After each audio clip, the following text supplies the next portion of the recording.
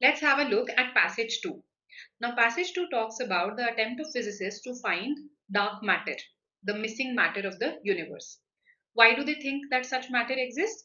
Because of this thing that was shown by an astronomer, that the stars at the edges of galaxies rotate faster than we would expect from just the mass that we can see through telescopes. So because of that, they think that there is some missing mass that they are calling dark matter.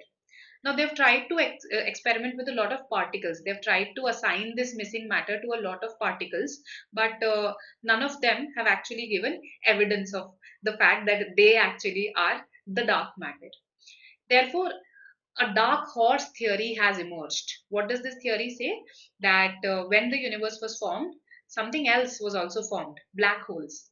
And these black holes, actually, all the mass of the stars collapses down to one extremely dense point in a black hole, right?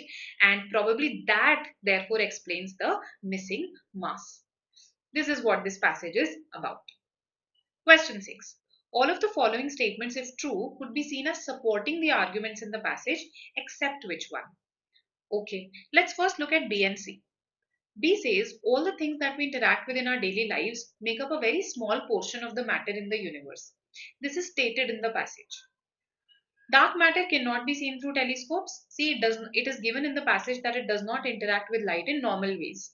That means it cannot be seen then through telescopes. So let's have a look at B and C first, that they are actually given in the passage and therefore cannot be the answers. This is given here. We can't see dark matter because it does not interact with light in typical ways, right? And we can't even see it through telescopes, right? Because it is written here that we could not explain some mass of we could not explain why the stars at the edges were rotating faster than we would expect from the mass that we can see through telescopes. That means we cannot see dark matter through telescopes, right?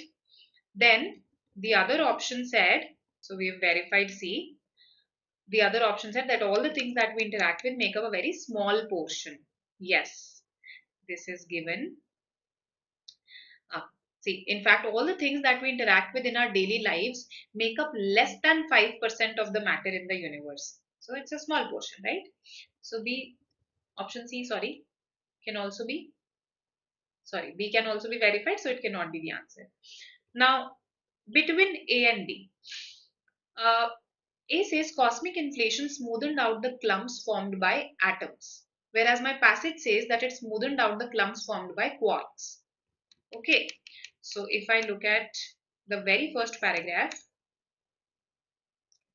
it says that tiny particles known as quarks clumped together to form the building blocks of atoms, neutrons, protons, and electrons. Quarks also formed neutrons, protons, and electrons. Then the neutrons, protons, and electrons, they must have formed the atoms. So this is incorrect, right? And if it is incorrect, it cannot support the passage.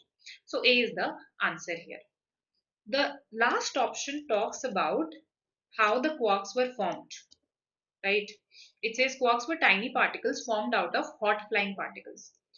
Now, my passage says that quarks were one of the hot flying particles. That's what my passage says. See this. Um, the flying particles were hotter than the centers of the stars in the universe today. Of these tiny particles known as quarks, so they clumped together. So that means they were one of these, they belong to this group of flying particles, right? So we cannot say that they were formed out of these flying particles. However, we have to in such a case see which is the bigger error.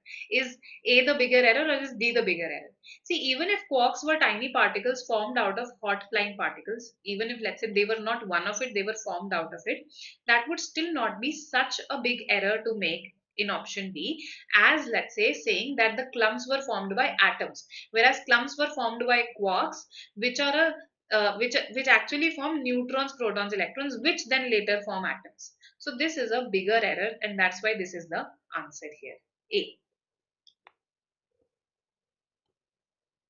Easy to moderate. Moderate because of this confusion with D.